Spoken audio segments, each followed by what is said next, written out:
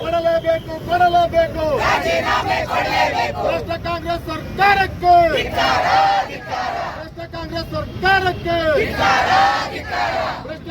ಸರ್ಕಾರಕ್ಕೆ ಜನರಿಗೆ ಮೋಸ ಮಾಡುವಂತ ಕಾಂಗ್ರೆಸ್ ಸರ್ಕಾರಕ್ಕೆ ಜನರನ್ನು ಮೋದಾರಕ್ಕೆ ರಾಯಲಕ್ಷ್ಮಿ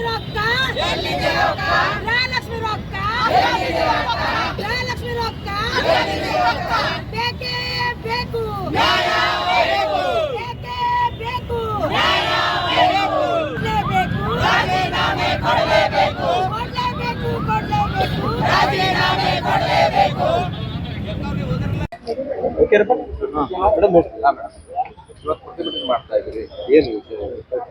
ಆಕ್ಚುಲಿ ಗ್ಯಾರಂಟಿ ಹೆಸರಲ್ಲಿ ಸರ್ಕಾರದವರು ರಾಜ್ಯದ ಜನತೆಗೆ ಫಸ್ಟ್ ಆಫ್ ಆಲ್ ಮೋಸ ಮಾಡ್ತಿದ್ದಾರೆ.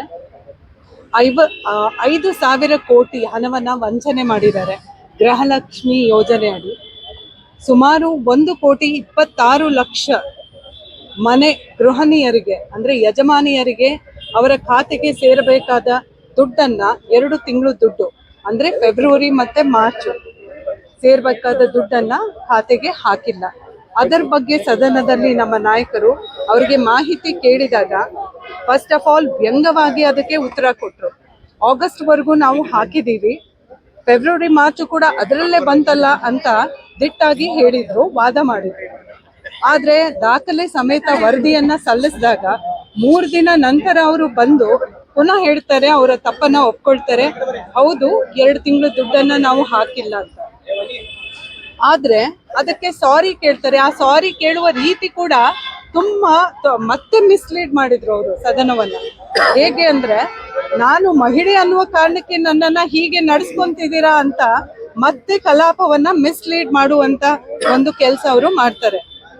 ಇಲ್ಲಿ ಇಡೀ ರಾಜ್ಯದ ಅಬಲೆ ಮಹಿಳೆಯರನ್ನ ಸಬಲೆ ಮಾಡುವ ನಿಟ್ಟಿನಲ್ಲಿ ಆ ಒಂದು ದೊಡ್ಡ ಸ್ಥಾನದಲ್ಲಿ ಕೊಡ್ತಿರುವ ಲಕ್ಷ್ಮೀ ಹೆಬ್ಬಾಳ್ಕರ್ ಅವರೇ, ನೀವೇ ಈ ರೀತಿಯಾಗಿ ಅಬಲೆ ಅನ್ನೋ ತರ ನೀವು ನಿಮ್ಮನ್ನ ಬಿಂಬಿಸ್ಕೊಂಡ್ರೆ ಹಾಗಾದ್ರೆ ರಾಜ್ಯದ ಮಹಿಳೆಯರ ಧ್ವನಿಯಾಗಿ ನೀವು ಆ ಸ್ಥಾನಕ್ಕೆ ಕೂರುವ ಯೋಗ್ಯತೆ ನಿಮ್ಗಿಲ್ಲ ಅಂತ ನಾನು ಅಂತೀನಿ. ಫಸ್ಟ್ ಆಫ್ ಆಲ್ ಆ ಸ್ಥಾನಕ್ಕೆ ಅವರು ಅನ್ಯಾಯ ಮಾಡ್ತಿದ್ದಾರೆ. ಅದು ಅವಮಾನ ಸ್ಥಾನಕ್ಕೆ ಈ ತರ ಒಂದು ಹೇಳಿಕೆ ಕೊಡೋದು. 45 ದಿನ ಆಗಿ ಹೋಯ್ತು, ಇಲ್ಲಿವರೆಗೆ ತಾವು ಪಕ್ಷದವ್ರು ಏನ್ ಮಾಡಿದ್ರಿ? ಜೊತೆಗೆ ಇಲ್ಲ, ನಮ್ಮ ನಾಯಕರು ಆಲ್ರೆಡಿ ಕೇಳ್ತಾನೆ ಇದ್ದಾರೆ, ಸದನದಲ್ಲಿ ಇದು ನಡೀತಾನೆ ಇದೆ. ಆಕ್ಚುಲಿ ಅವ್ರು ಏನ್ ಹೇಳಿದ್ರು, ನಾವು ಅದು ಮುಖ್ಯಮಂತ್ರಿಗಳು, ಸನ್ಮಾನ್ಯ ಮುಖ್ಯಮಂತ್ರಿಗಳು ಕೂಡ ಅದನ್ನೇ ಹೇಳಿದ್ರು, ನಾವು ಆ ದುಡ್ಡನ್ನ ಭರ್ತಿ ಮಾಡೋ ಒಂದು ವೇಳೆ ಆ ತರ ಆಗಿದ್ರೆ ನಾನು ಅದನ್ನ ಹಾಕಿಸ್ತೀನಿ ಅಂತ ಮುಖ್ಯಮಂತ್ರಿಗಳು ಹೇಳಿದ್ರು.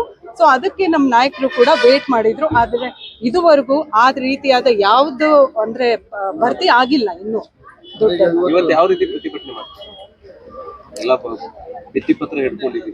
ಹೌದು, ಪ್ರತಿಭಟನೆ ಮಾಡ್ಲೇಬೇಕಲ್ಲ. ಯಾಕಂದ್ರೆ ಇಲ್ಲಿ ಪ್ರಶ್ನೆ, ಅವರು ಸಾರಿ ಕೇಳಿದ್ರು ಅಂದ್ರೆ ಇದು ಮ್ಯಾಟರ್ ಕ್ಲೋಸ್ ಆಗಲ್ಲ. ಬಿಕಾಸ್ 5,000 ಕೋಟಿ ಹೋಗಿದ್ದಾದ್ರೂ ಎಲ್ಲಿಗೆ, ಯಾರ ಅಕೌಂಟ್ಗೆ ಹೋಯ್ತು, ಅದು ಎಲ್ಲಿ ಯೂಟಿಲೈಸ್ ಆಗಿದೆ ಅನ್ನೋ ಒಂದು ಸಮಗ್ರ ಮಾಹಿತಿಯನ್ನ ಅವರು ಡಾಕ್ಯುಮೆಂಟ್ ಸಮೇತ ಕೊಡ್ಬೇಕಾಗತ್ತೆ. ಸುಮ್ನೆ ನಾವು ಬಂದು ಹೇಳಿ ಸಾರಿ ಕೇಳಿದ್ರೆ ಇದು ಮುಗಿಯುವಂತದ್ದಲ್ಲ. ಯಾಕೆಂದ್ರೆ ಈ ದುಡ್ಡು ಹೋದ ಸಾರಿ ಬಜೆಟ್ ನಲ್ಲಿ ಮಂಡನೆ ಆಗಿರುವಂತ ದುಡ್ಡು ಈಗ ಹೊಸ ಬಜೆಟ್ ಆಗುತ್ತೆ. ಹಾಗಾದ್ರೆ ಈ ದುಡ್ಡನ್ನ ವಾಪಸ್ ಬರ್ತಿಯವರು ಹೇಗ್ ಮಾಡ್ತಾರೆ, ಅದು ಪ್ರಶ್ನೆ ಆಗಿದೆ.